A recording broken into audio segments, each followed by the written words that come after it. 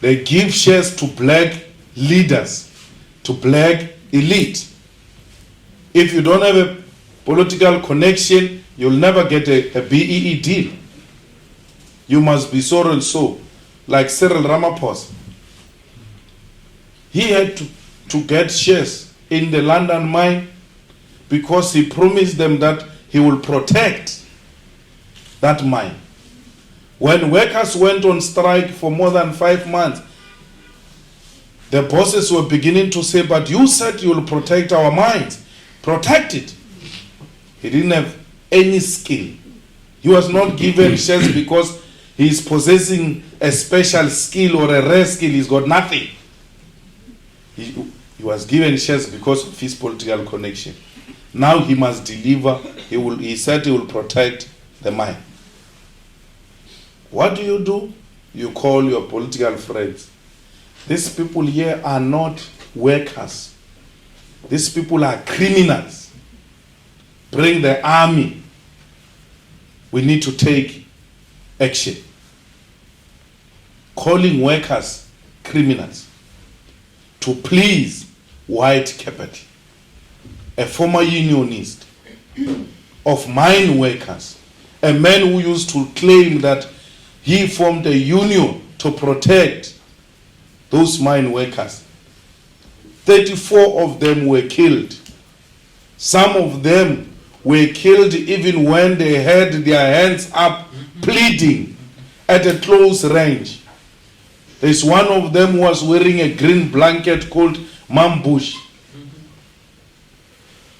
More than 10 bullets on the head, close range, killed by the ANC government protecting the London mine, not the Harare mine, not Windhoek mine, not Nigerian mine, London mine, protected in South Africa through killing of black people.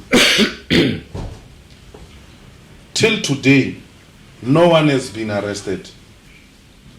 Till today, no one has lost a job. They are firing the police commissioner now, not because of marijuana. The marijuana thing, she has never been punished for that. It's not something they are interested in. They are punishing her because she introduced tighter control on the spooks money. You know, the crime intelligence money, there is a slush fund there which gets out unaccounted for. They don't have to account for it. It's an intelligence money. When she arrived there, she introduced a tight control for that money and said everyone else will have to explain as to where is the slush fund going. They said, you are a problem. We need this money. And they suspended her. Not because she killed people in Marigan, because she's refusing them to continue with corruption in the police department. In South Africa, you only get protection and promotion by that government if you are corrupt. If you've got A grade in corruption, you are going to be the best, you are going to get the best position in that government. The day you start fighting corruption, you can forget. You're going to be on the sideline of the political leadership. SAA. Zuma went to take the girlfriend and put the chairperson of the SAA. That girlfriend is the one that is running Jacob Zuma Foundation. They are milking that airline. It's collapsing. She's got no clue, nothing about how airline is operated. She appoints friends and disqualify and suspend well-qualified people there because she wants to introduce those who are going to make it easy for them to steal from that airline. She goes to an extent of complaining about the salaries of the pilots because she can see too much money is going out here, but I don't have a share. Where is this man going? Later she realizes, no man, it goes into the pockets of the pilots. She says, no, these pilots are paid too much. It's too much. We can't have pilots paid. So how do you fight with pilots? Because they will just withdraw their labor and those airlines will be grounded. It's not like you will call some neighbor, in the meantime, can you be driving this one? I will push on this one. No, she thinks it's easy like that. It's like it's our own taxi industry. You drop this driver, you get another one tomorrow. She goes on an onslaught against pilots because they are earning too much. She doesn't compare in the continent and international as to how much pilots get to be paid. Because she's got no idea. Tomorrow we are going to be told a black government has collapsed an airline. Not because black people are inherently incompetent, but because the political authorities appoint their friends who are incapacitated, who do not have capacity to run complicated and complex institutions. We are not inherently incompetent. We've got skills. We can do these things. The problem is when people prioritize their families and friends to run strategic institutions of the state. So we are fighting multiple forces here. You've got the whites here milking the economy, well relaxed. They don't have a problem. No one is saying anything to them. And then you've got the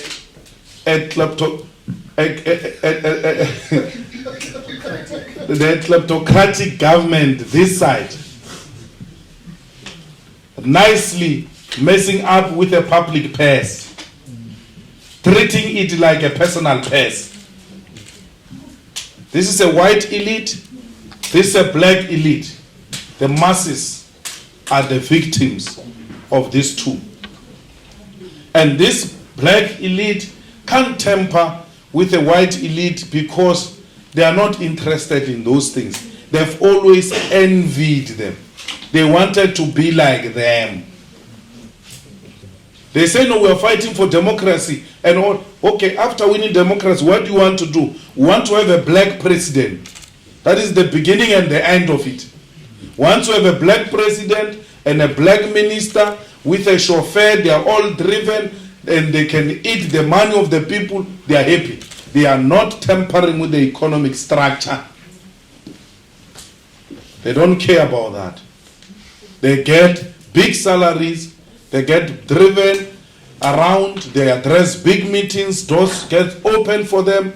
They don't care how the economy is run because they've achieved what they've always wanted. They went into exile. They were prepared to be killed by the Boers so that they can take that work of the Boers and be driven around.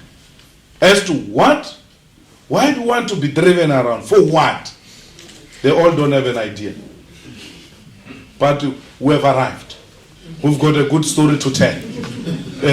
Things are well. Where? In your own house. You think that when you eat, you somehow translate that eating and transfer it to the people behind you. Because you are eating.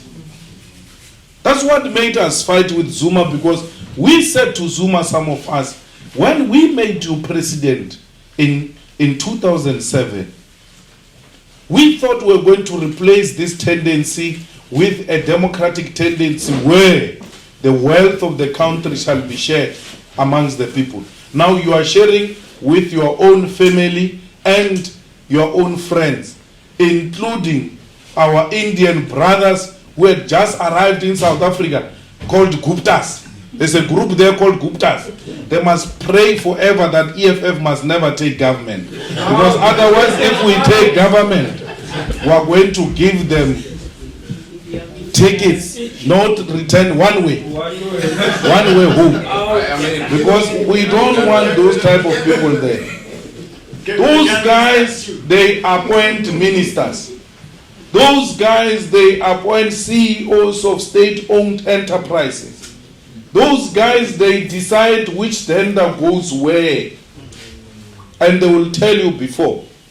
Mbalula was told when he was sitting with me that you are going to be a minister of sports. He got a shock of his life when he was appointed minister of sports, because the Guptas told him exactly what is going to happen with cabinet.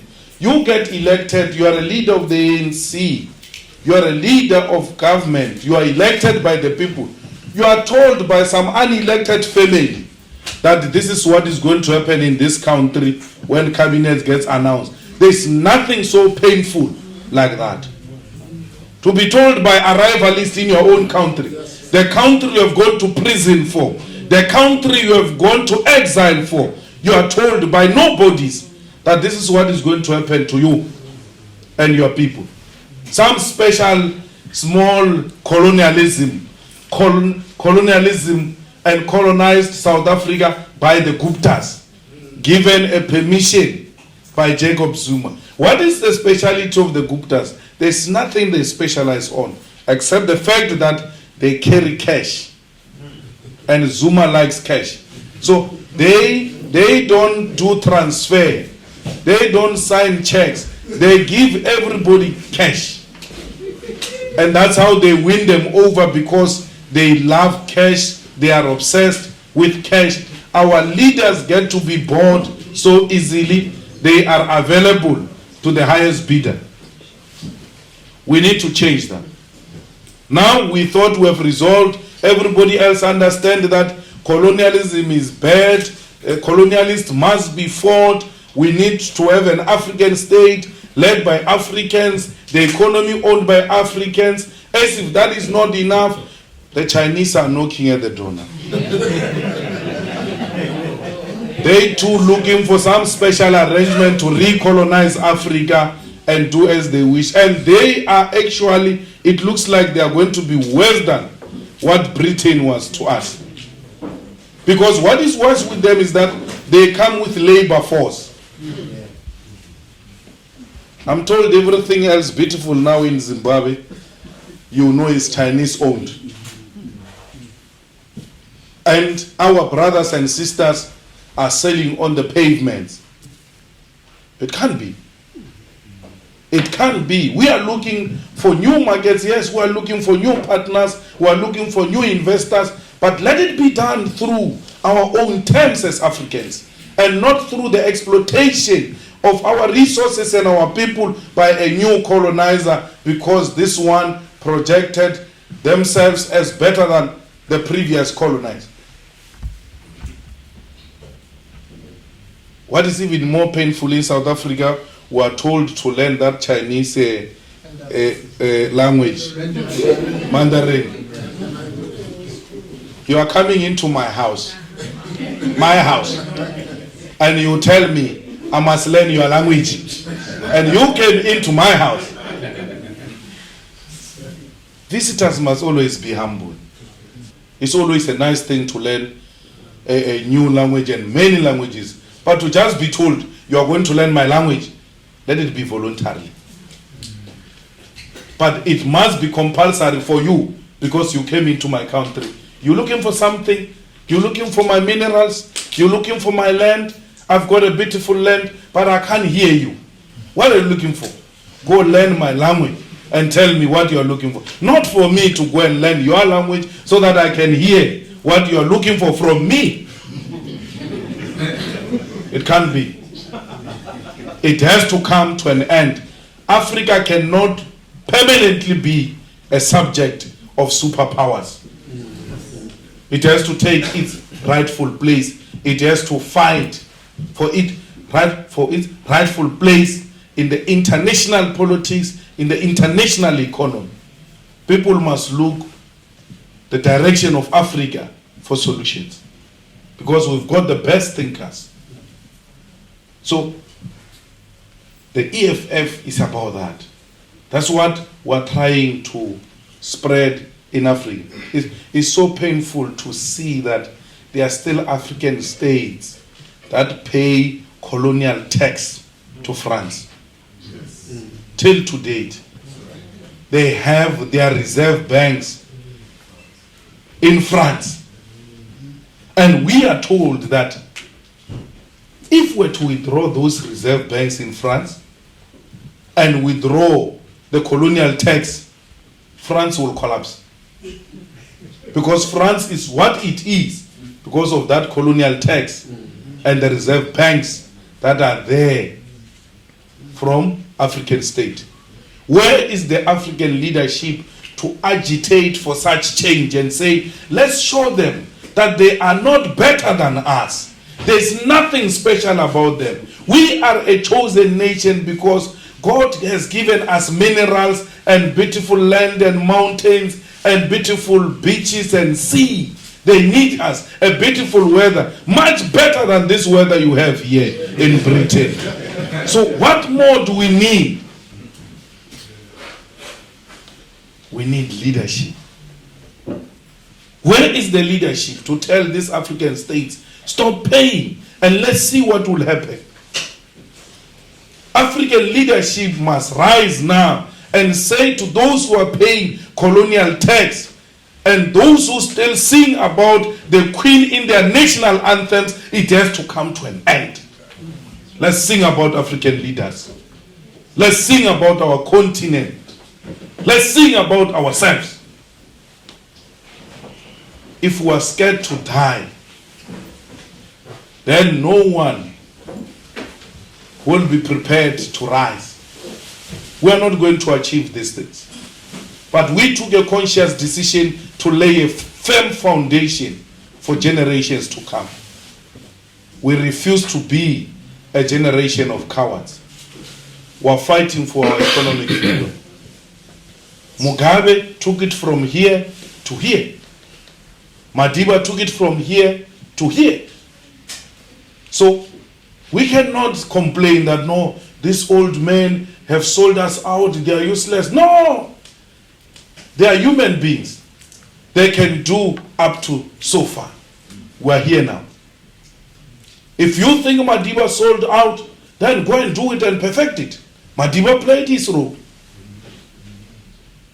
He can only do some of the things and put it here. That's why Madiba accepted that he was old. When we say Mandela was old, that's why he couldn't do certain things. They say, no, we're insulting Madiba. No, it was Madiba himself who said, I can only do one term, I'm too tired. And therefore, he said when he finished, don't call me, I'll call you. The struggle continues. We should have known then that is already challenging us. In the same sentence, he says, the struggle continues. I'm tired. I'm leaving it here. He's saying to you, the young ones, take the struggle forward. My contribution ends here. Let's perfect this thing. All these who came before us have made it possible. All the protests here in London, anti-apartheid protests, solidarity, all of them were done by human beings like us. They were not done by some angels sent from heaven. They were human beings like us. If they can do it, we can do it as well. We need to know when we are in South Africa that our brothers in London, in Britain, they are raising the flag.